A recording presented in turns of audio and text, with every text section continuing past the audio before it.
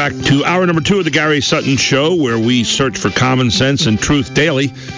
Don't always find it, but we're on the search.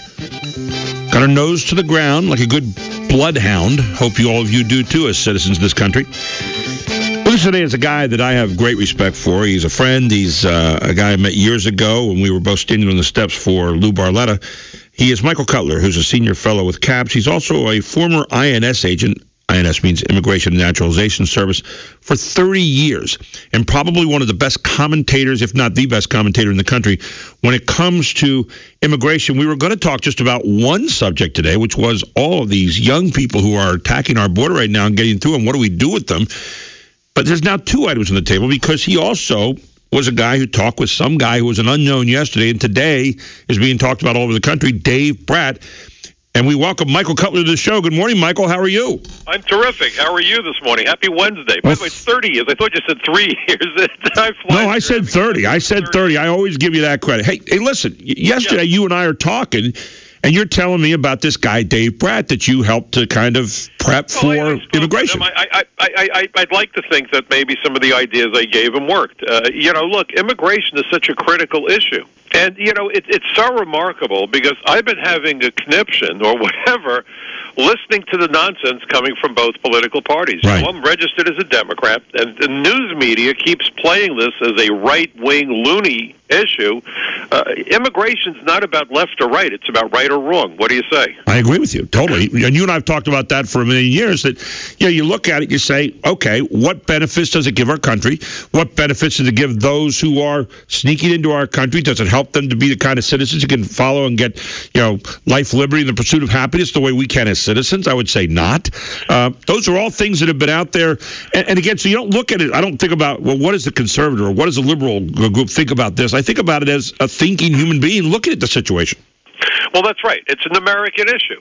And, the 9/11 Commission was so focused on immigration, but as focused as they were, the 9/11 Commission staff report turned around and said, with everything that was put into the 9/11 Commission report, and I provided testimony to the 9/11 Commission, I think I've been up to 16 congressional hearings now. I've given up counting, but I know a year ago this past March, I was before the Senate Judiciary Committee talking about comprehensive reform again.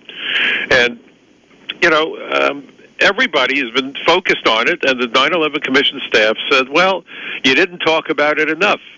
So the 9/11 Commission staff wrote their own separate report about terrorist travel, how they got visas, how they entered the country, how much border security, including the visa process, is a critical issue for national security. And on 9/11, and I got to give folks a quick background, that I'm a New Yorker. My neighbors died. The ashes landed on us. I can't even tell you what New York City was like on 9/11. And what infuriated me and had me in a rage, and still does, I did my first congressional hearing on May 20th, 1997. 4.5 years before 9/11.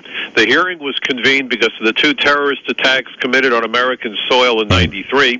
1st January, a guy named McCancy from Pakistan shoots up the CIA, applies for political asylum, kills 2 CIA officers, wounds 3 others, and splits. We bring him back here, put him on trial. He's found guilty, executed, but the people he killed stayed dead. Yeah. A month later, first attack, World Trade Center. Again, Middle Eastern men, game the visa process, game the immigration system. Ramzi Youssef gets political asylum, one of the key players planting a bomb in the basement of the Trade Center. So you would think that the Clinton administration would have done what was necessary. It was clear to everybody the immigration system failed. Absolutely nothing done. 9/11 happens. George W. Bush sends Border Patrol agents to secure the Iraqi border, leaves our border wide open. A bunch of Border Patrol agents, including 2 of them, Campos and Ramos and Compion, get arrested for doing their job. They engage in a battle with a guy on the border, a drug smuggler.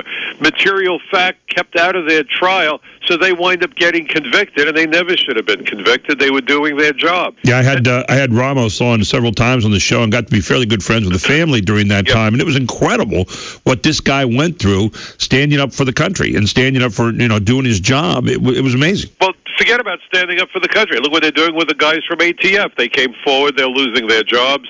I was removed as an agent, because I testified before a congressional hearing before the Immigration Reform Caucus 6 weeks after 9/11. And, the excuse was I had injured my leg, so that became the reason. The bottom line was I got the notice that I was no longer an agent the morning after I testified before Congress. Okay.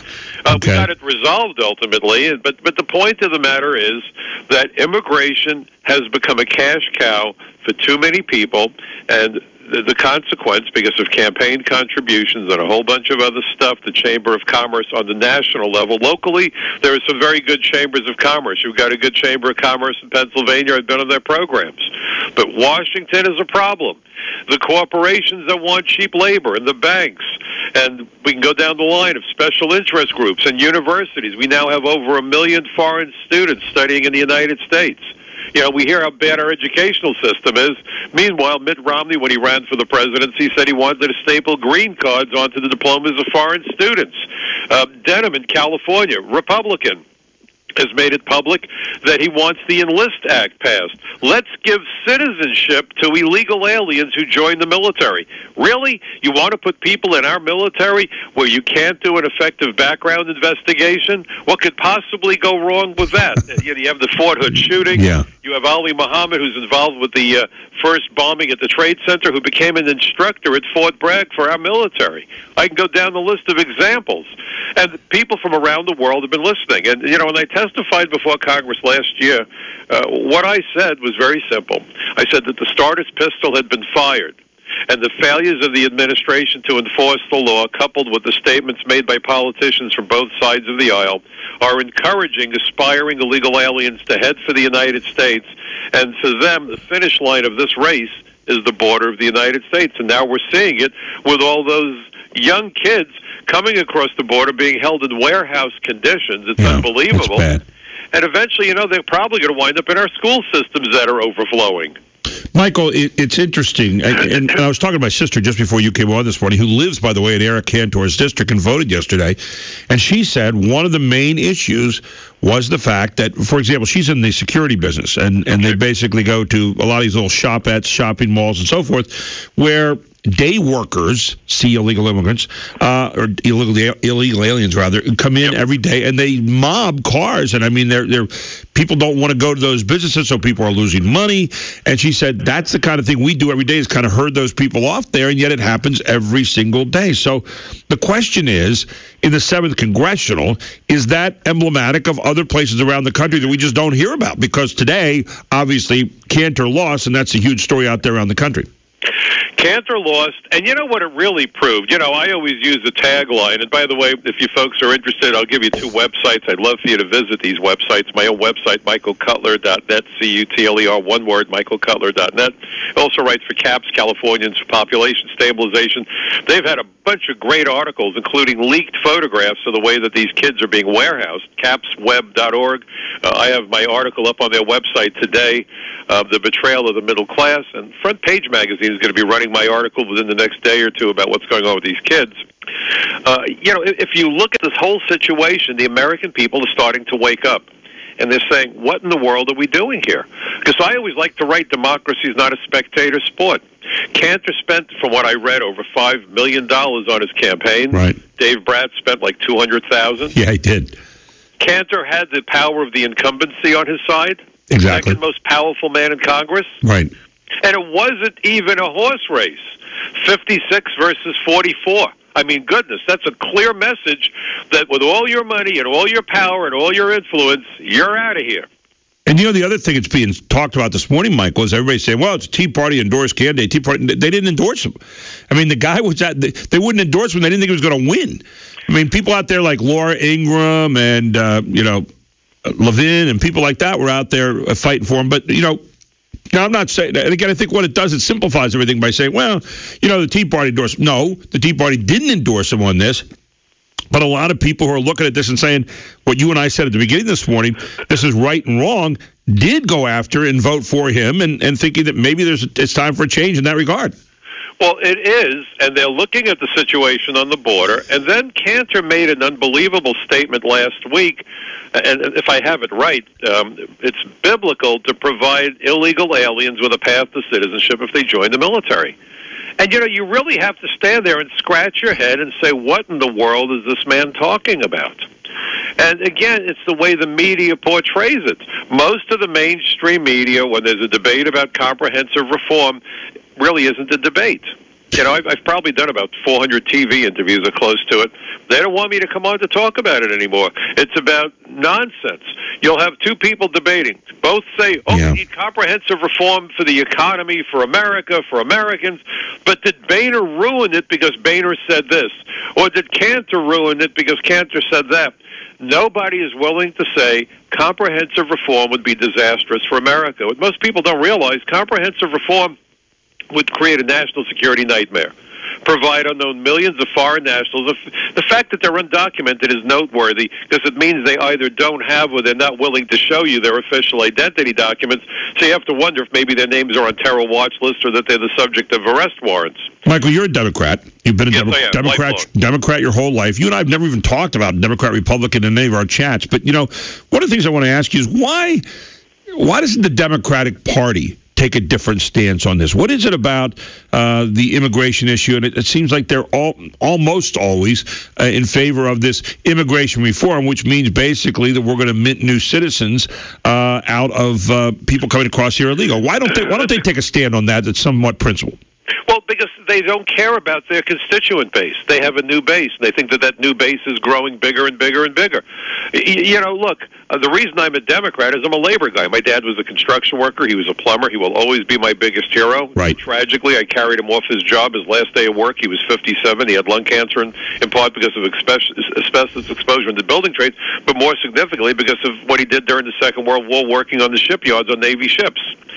And so, this used to be the party of the unions, of blue-collar America, of working America. And my friends who are Republicans, generally their parents owned businesses, which all made perfect sense. Different perspectives, different goals.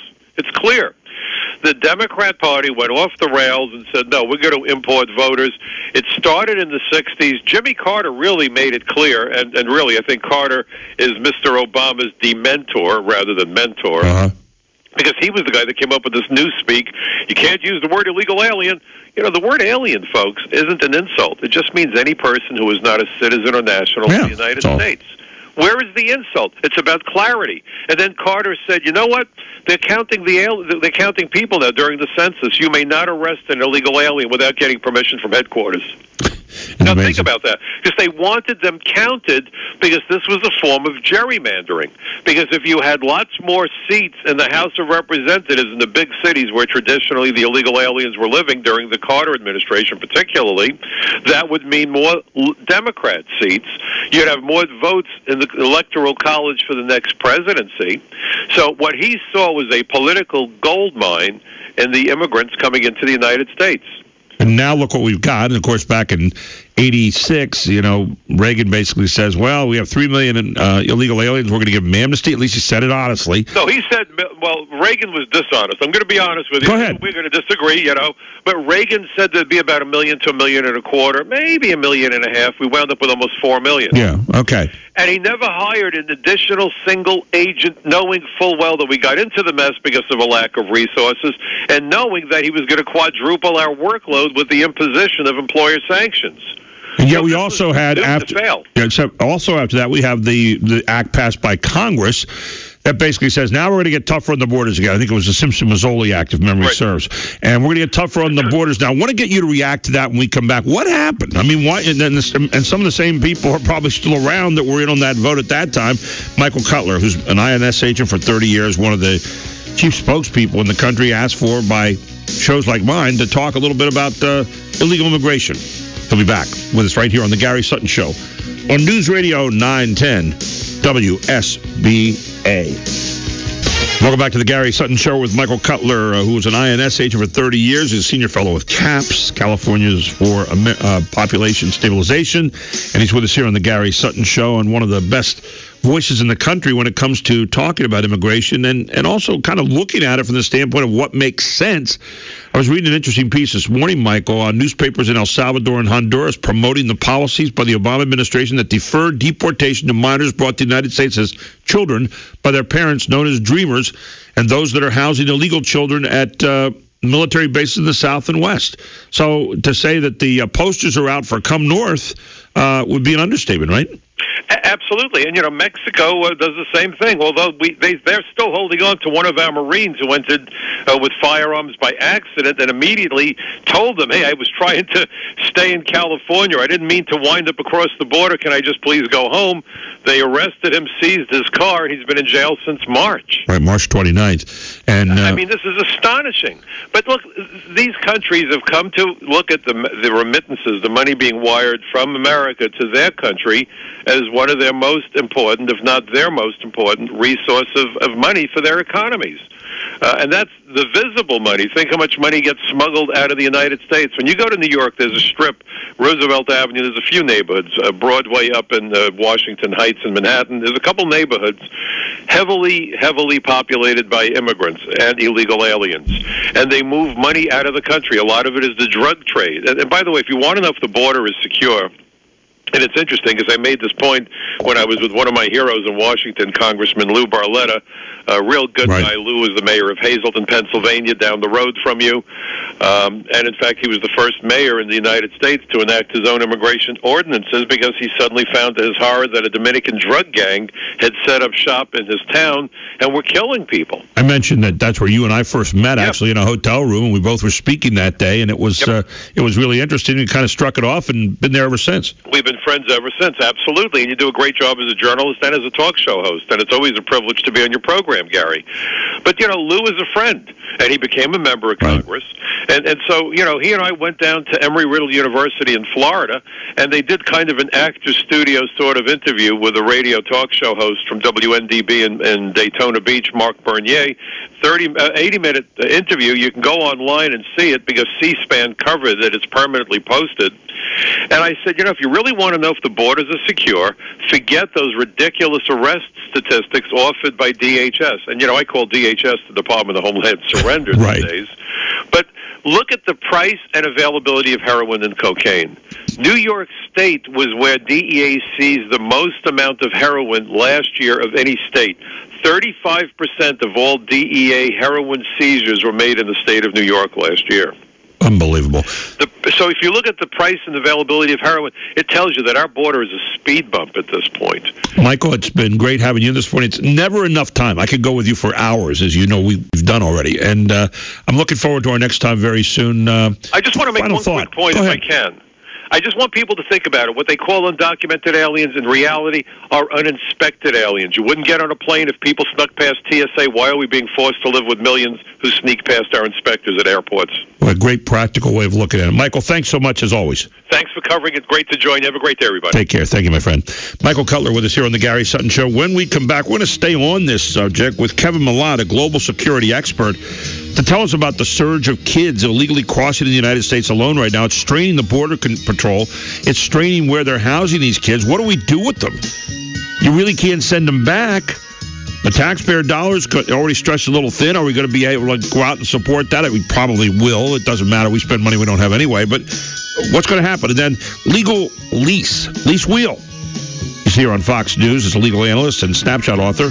She'll tell us about two different situations in court. One, Eric Holder seeks a legal team for children on the border. We'll stay on that subject. And then two, a man named Osama wins $4.7 million lawsuit because a co-worker at Brooklyn store punched him out, calling him Bin Laden.